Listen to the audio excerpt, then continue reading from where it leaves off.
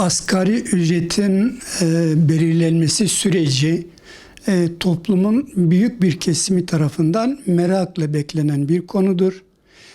Bugüne kadar iki kez yapılan bu görüşmelerin tek yılda bir defaya düşmüş olması bu konuyu fazla gündemde tartışmamak adına olduğunu düşünüyorum.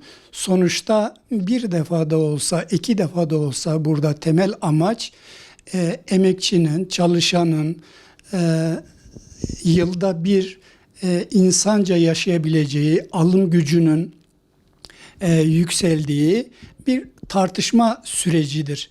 Ama bunun üzerinde görüş belirtmeden önce bir genel değerlendirme yapmak istiyorum. Tabii 1970 yılından bugüne yapılan bu tartışmaların tanığı biri olarak şundan eminim ki hiçbir hükümet emekçi, işçi, hayat standardı yüksek olsun, iyi bir yaşam sürsün diye bu tartışmalar olmamıştır. Temelde ekonominin çarkları dönmesi için asgari ne yapılabilirin hesabı yapılmaktadır. Yani o fiyatın altında bir asgari ücret belirlendiği zaman piyasanın çarklarının dönmediğini bilirler. O nedenle burada temel alınan işçi ve emekçi değil, piyasanın temel çarklarını asgari olarak hangi rakamda döneceğine, durmayacağına ilişkin bir rakam belirlemektir. Bu tartışmaların temel nedeni bunun üzerinden odaklanmaktadır. Ama bildiğiniz gibi demokrasi güç ve denge rejimidir. Ülkemizde güçlü olduğun kadar hakkını alabiliyorsun.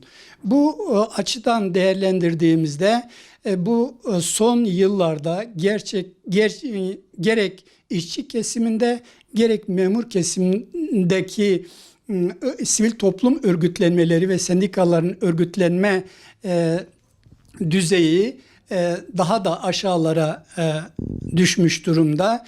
Örgütlü bir toplum olmadığımız için sadece başkanlar düzeyinde bir görüşme, usul bakımından tartışmalar yapılıyor.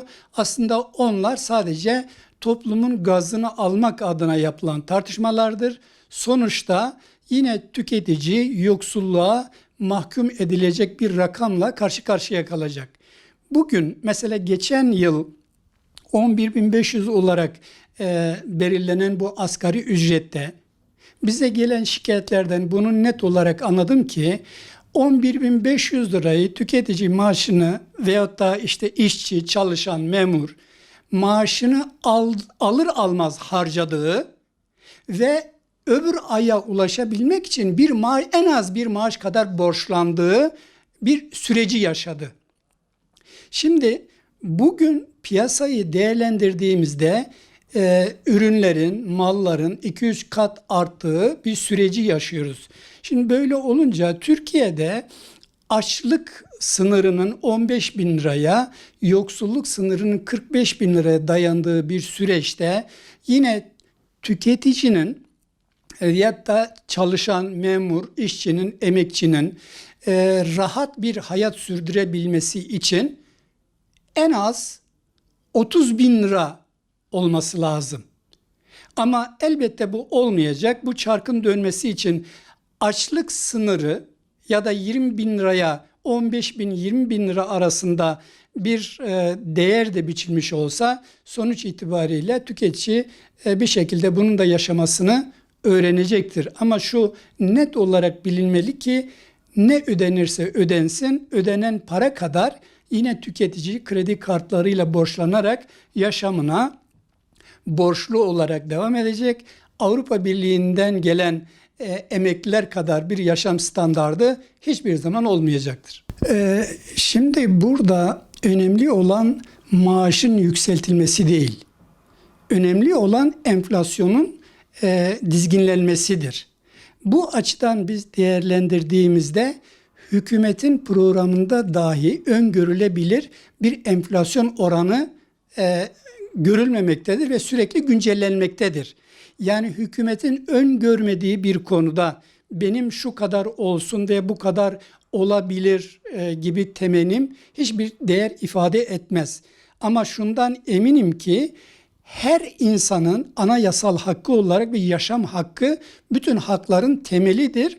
Bu temel üzerinden yürüdüğümüz zaman bir vatandaşın, bir yurttaşın insanca yaşama hakkını temin etmekle hükümetler sorumludur.